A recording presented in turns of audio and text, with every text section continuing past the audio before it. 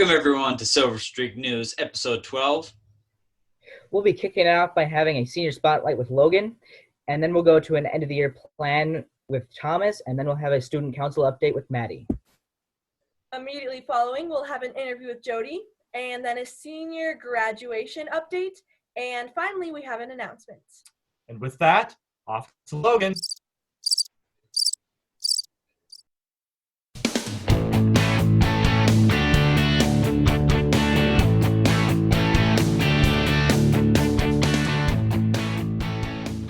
Hello everyone, thank you for joining us again for Senior Spotlight this week. I am honored to meet with Kimberly Olson and Haley Hagedon today after much coordination. Thank you two so much for joining us today. So Kimberly, I'll start with you with my first question that I've typically been asking the other seniors is, give us a rundown of your plans after you graduate. My plan currently is to go to Alec Tech for 1 year, get my AA degree, and then transfer to university. I'm not sure which one yet. I haven't lined up. Well, at least you have plenty of time to decide. That sounds great. Haley, how about you? I plan to attend Bemidji State University next year and double major in both Spanish and social work. And I also plan to be involved in the honors program there. Okay, so a double major. That is actually somewhat of my plan, so I have someone I can coincide with. That's cool.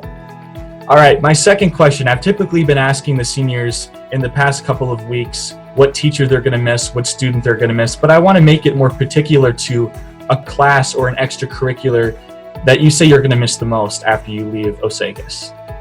I think the class I'm going to miss the most is study hall, but we were in the online room. We've had a lot of good memories from in there. Haley, what class are you going to miss? I think also the online room. The office staff was very friendly and they were always willing to work with us. And they gave us treats and candy and just really helped us to have our best educational experience. That's really cool.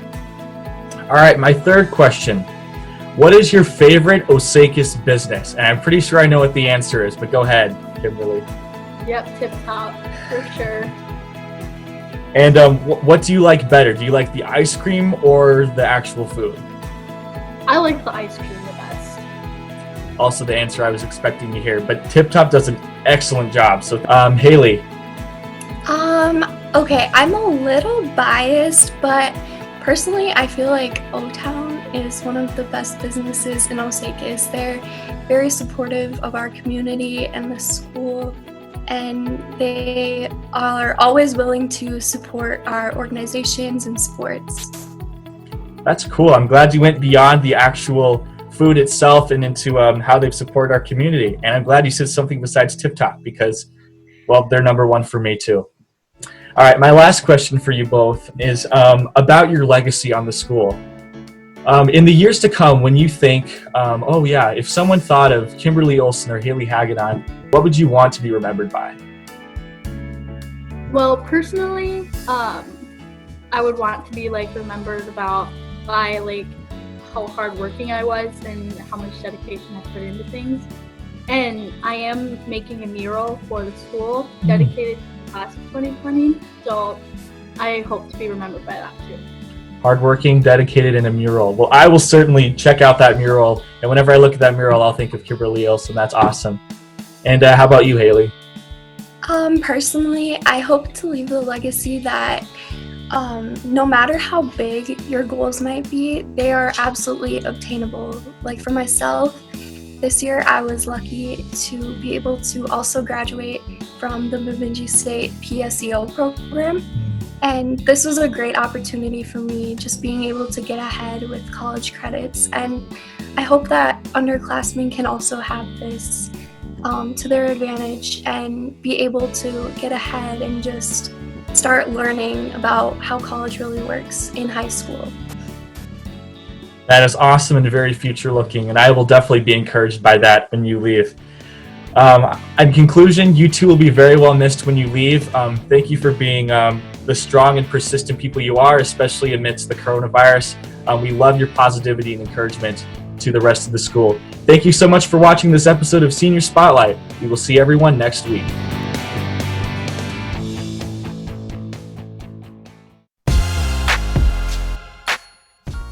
Thank you, Logan, for that wonderful senior spotlight. Now it's time to go over the rest of the year plans. First, grades 7 through 11th, all assignments will be due on Friday, May 22nd, and then no other assignments will be assigned. But you still need to check in for attendance, you need to. For Chromebooks, textbooks, lunch count fees, you'll need to turn those in at the high school office on May 27th from 7:30 to 4 o'clock. Now, if you're falling behind in your homework, you'll need those extra 3 days at the end to make it up. You'll get extra help from teachers if you need it in order to get those in and get graded.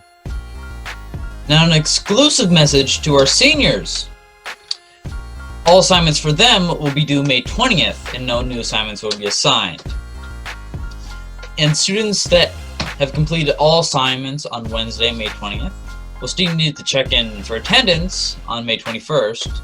Their Chromebooks, textbooks, fees, etc. will be collected at the high school office entry May 20th or 21st from 7:30 to 4.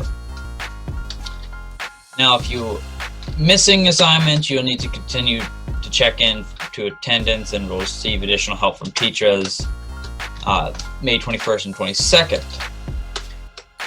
All their Chromebooks, textbooks, library fees, whatever, will be collected May 21st, 22nd, 9 o'clock to 12.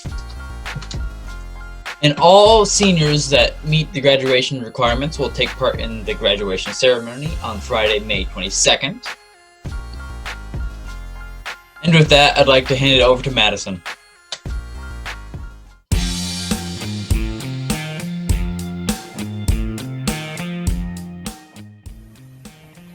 Thank you, Thomas. Last week, grades 7 through 11 voted for next year's student council members. This Monday, May 11th, the poll results were released. Many responsible and qualified students were elected for student council, and 5 students were selected for class presidents. The class president for next year's 8th graders is Jacqueline Dietrich. Jacqueline is looking forward to, quote-unquote, collaborating with everyone in their ideas to host spectacular events. She is motivated to getting more people involved and is hoping to play an even more active role in the committee. Bria Hoffart was elected as class president for next year's freshmen. She states that she couldn't be more excited to represent the freshman class next year and to organize events that were unable to occur this year. She is looking forward to bringing back the sense of community that our school currently has a strong lack of due to this long break. Bria wants this coming year to be, in her words, memorable, fun, and filled with positivity. The president of next year's sophomore class is Jack Church. This coming year, he wants to organize a really cool float, contribute to homecoming, and make Spirit Week as awesome as he can. Anna Wojtala was elected as class president for next year's junior class. Anna is very excited to get back to school next year and engage in activities that we have all missed due to COVID-19. She is thrilled to be a part of the unique opportunity of partaking in the decision-making and planning process of school events, such as pep rallies, homecoming week, and sporting events. Anna thoroughly enjoys being a part of student council. She states, "I am very hopeful that next year's student council will bring some positive changes to our school." The president of next year's senior class is Brendan Lawmeyer. He plans to reshape the student council in order to make it even more effective and to standardize meeting times and dates. He plans to have at least 2 meetings per month and create and send out a meeting agenda at least 3 days beforehand. Brendan wants to create a system based on the parliamentary system in the UK. The purpose of this would be to have a Speaker of the House who would preside over the meeting, making sure that everyone has their say and the meeting is not controlled by only one person. Brendan's desire is for the student council to become more involved in the school and the community, with charity walks and other events. He states that he has many ideas and hopes that he will be able to execute most, if not all, of them. I also interviewed Ms. Limburner, current English teacher at Osakis, to experience student council from her point of view. Thank you so much for joining me today, Ms. Limburner. So I have a couple of questions for you concerning student council. I understand that despite this being your first year ever teaching at Osakis Public Schools, you have pretty much single-handedly taken on the responsibility of running student council. So what have you learned through your experiences this year? Oh my gosh, single-handedly is probably overstating it. I got a lot of help from Mr. Helsher, who was in charge last year, as far as I know, and I had a lot of help from obviously the kids in student council. So I learned basically how everything runs because I only knew what it looked like at my high school, and it looks very different at yours, and so I needed a lot of help along the way, and everyone in student council was willing to help and show me the ropes, and it was probably a rough year for them, but it really helped set the pace for how things will go in the future. That's really good. And what topics or issues do you hope to discuss or explore next year with the student council? That's a really good question. So obviously there's the main ones, like we'll still take on homecoming and snow week and all of the events like that. And on my end, that's all I really am prepared for, but I know next year's student council wants to get more involved in everything.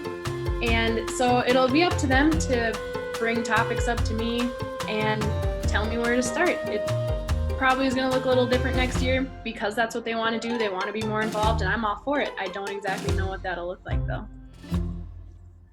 Well, perfect. That's all I have for you, so thank you so much for joining me. Thank you, Lipke. Welcome. I have with me today Jody Stotsberry, the head cook from Osakis. And so with school being having to be distance learning and kids needing meals, how has that changed how the school lunch program works? Every Monday we send out approximately 477 meals times 5 on Monday. So almost 4,300 meals are getting boxed up and loaded onto 3 of the Osakis school vans, and then they are delivered. So we start packing on Wednesdays and Fridays for the following Monday. So it's quite a bit of work. Yep. How have you ran into any problems with that, trying to deliver to kids along the way, or any sort of thing like that? We've mostly run into, I will place my order from Cisco, and it's not always that we get the product that I order. Like, I'll order 20 boxes of chips, and I might get some kind of chili Dorito or Flamin' Hot Cheetos, not necessarily the brands or the flavors that I asked for. So we had to write a note and say, you know, this is what's happening at Cisco, and you have to just be happy with what you get, kind of thing. So, because we're having trouble getting what we asked for.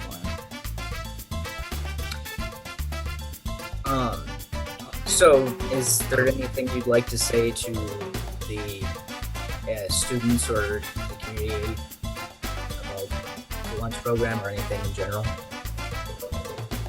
Well, I'd like to start and say I miss all the kids. I miss all the noise. It is very quiet in my kitchen, and it is very different. It is a very different atmosphere at school. Even when we're packing, we're social distancing from each other, and it's just a little different. But we're really glad that people are receiving these meals, and you know, you can always sign up. We have 3 more deliveries that are scheduled so far, so anybody can sign up. Well, thank you for your time. It's been nice.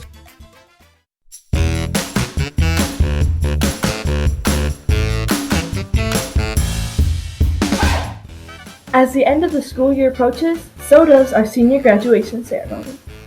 This year, due to the coronavirus, graduation will be completely different, as I'm sure you're all aware. Here's a quick update on the year's graduation plan. This year, all 2020 graduates will receive their awards at 6 p.m. at the school. Immediately following, the seniors will participate in a parade through downtown Osage. The parade will begin at 7 p.m., and each senior will complete the route in their cars.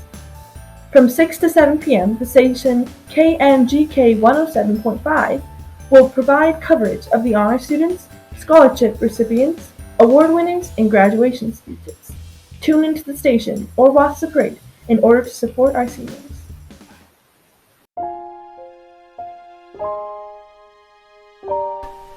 Hello everyone, a quick announcement from Silverstreak News. As many of you probably know, quite a shocking and traumatizing event happened last Thursday here in town. Ethan Lund, a classmate of mine, 15 years old, suffered from cardiac arrest. His heart was unresponsive for about 30 minutes and he was airlifted to the Children's Hospital in Minneapolis, where him and his family have been this week. Obviously, they are in need of a lot of financial and emotional support right now. If you would like to contribute to Ethan's cause, I encourage you to visit their GoFundMe page. You can also find updates about his condition there. Otherwise, just keep him and his family in your prayers and thoughts. Thank you. Thank you everyone for making this video possible and for watching. One more announcement before we leave you. Next week will be our last episode of the regular school year, so stay tuned for it. But we just want to thank you sincerely for all the support you've given the Silverstreak News team this first year. It has been tremendous. Until next week, I'm Logan. I'm Xander. I'm Maddie, And I'm Thomas. and we'll see you next week for episode 13. Bye.